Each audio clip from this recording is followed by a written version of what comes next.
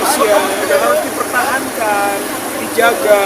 Gitu. Dan ternyata pada tahun 1965 kan diganggu, dirusak oleh gerakan 30 SPKI atau komunis. Jadi kita harus mengingat kembali bahwa 1 Oktober itu suksesnya, gitu kan, gerakan perlawanan terhadap komunisme dan gagalnya komunis ingin mengganti ideologi Pancasila. Ya kan, itu kita ingatkan ini, gitu kan, masyarakat jangan lupa karena ada kecenderungannya sekarang ini ingin melupakan itu.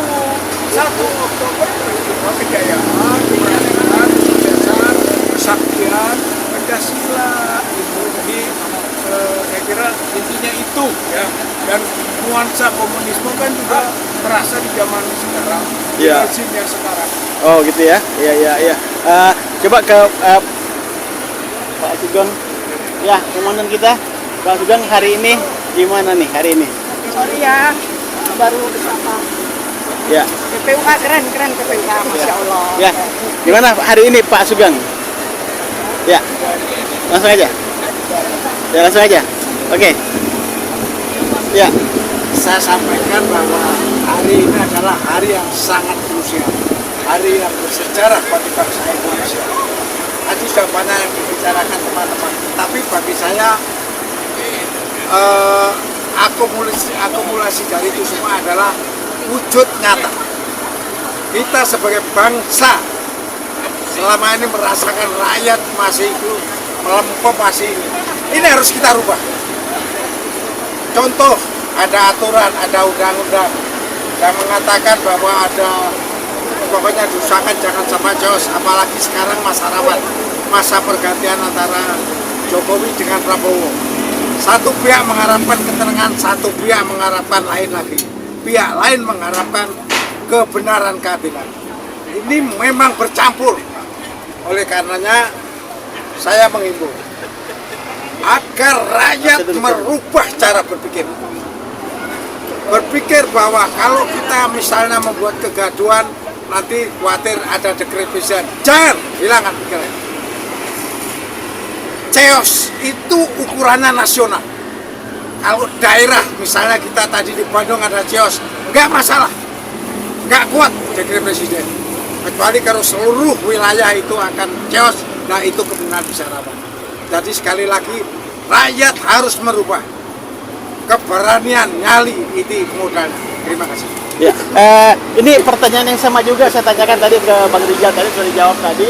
Ya, hari ini pengumuman 1 Oktober Kesatuan Pancasila. Tapi tadi ada spanduk yang bertebaran saya lihat, lengserkan Jokowi dan Hufafa. Bagaimana tanggapan dari Pak Kolonel Sugeng Waras? Itu implikasinya. Ya. Jadi jelas, Pancasila begitu diurai, itu macam-macam, antara lain bunyi-bunyi seperti itu. Karena apa? Ciri khas dari komunis adalah saat dia tidak berkuasa, dia kelihatan lembek, halus, soft. Tapi begitu dia berkuasa, bengis, menindas rakyat. Nah, gambaran-gambaran yang ada di presiden kita sekarang ini mirip-mirip dengan apa itu. Oleh karena kalau lengserkan Jokowi jelas. Kalau kita suruh cerita soal dosa-dosa udah ratusan nggak bisa dihitung. Jadi pantas kalau diteliti. Kenapa? Tanggal 20 itu bisa tanpa dilengserkan dia turun.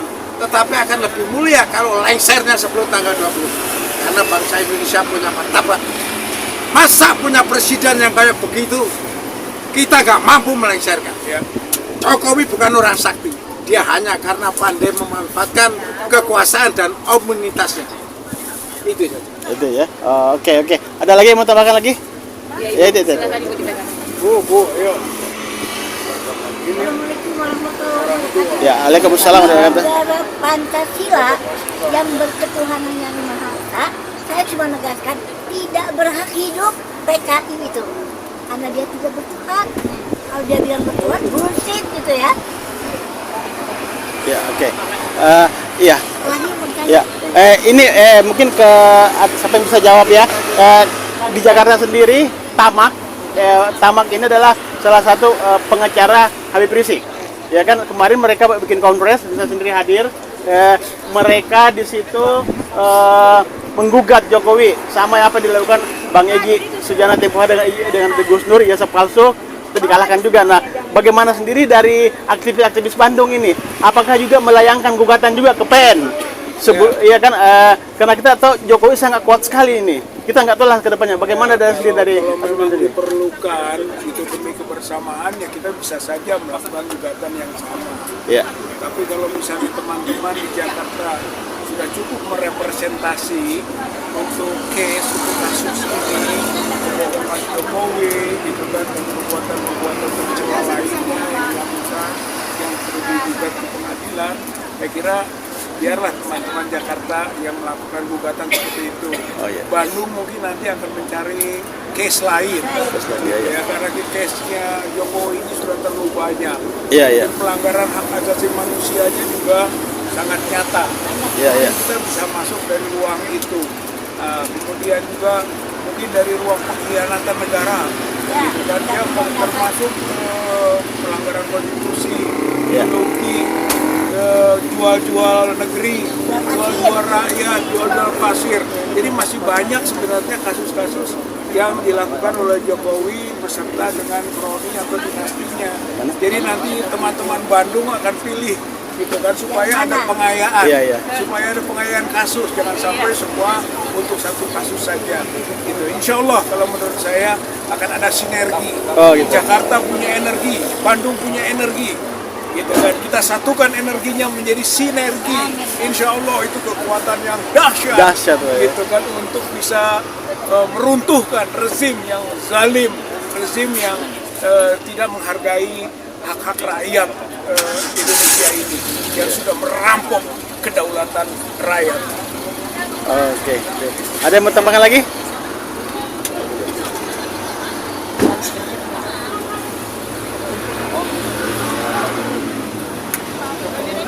Kembali saya fokuskan kepada pertanyaan terkait dengan HRS. Dalam kasus ini saya sejak awal 2 tahun, 3 tahun yang lalu betul-betul mengikuti bagaimana perkembangan dinamika dan semua proses yang dianeka rasa. Artinya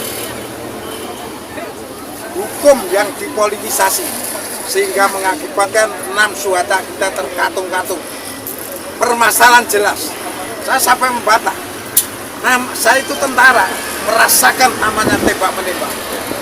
Waktu itu pertama polisi menyatakan terjadi tembak-menembak. Hebat, gampang sekali. Tembak-menembak tahu-tahu 6 nyungsep, lainnya tidak luka sedikit pun. Makanya saya katakan, ini tidak benar. Saya sebagai tentara merasakan, apalagi malam hari situasi gelap. Jadi namanya tembak-menembak itu ada perlindungan, ada pengamanan, sama orangnya. Satu takut, yang lawannya juga takut. Jadi tidak mungkin terjadi tembak-menembak yang tahu-tahu 6 roboh, 6 selamat. Dan proses lanjutan menunjukkan hal yang tidak adil. Hukum dipermainkan. Hanya kekuasaan, hanya amunitas yang menolong selamatnya pembantai 6 syuhada ini. Terus terang saya katakan, ini harus kita kejar sampai kapanpun. Karena arti 6 syuhada itu besar untuk kita, bukan hanya agama Islam, tetapi untuk semuanya. Keadilan, kebenaran tidak membenarkan. Tunggu saatnya, satu persatu setelah dia lengser akan menyusul hukuman yang harus timpal yang diterima Jokowi. Karena apa? Apapun yang terjadi, dalangnya tidak menutup kemungkinan Jokowi yang bertanggung jawab. Oke, mantap. Makasih banyak. Ya, oke, makasih banyak ini. Ya, salam dari Bang Egy. Bang Egy masih di London. Ya, belum ya. Salam ya. Salam ya, kayak.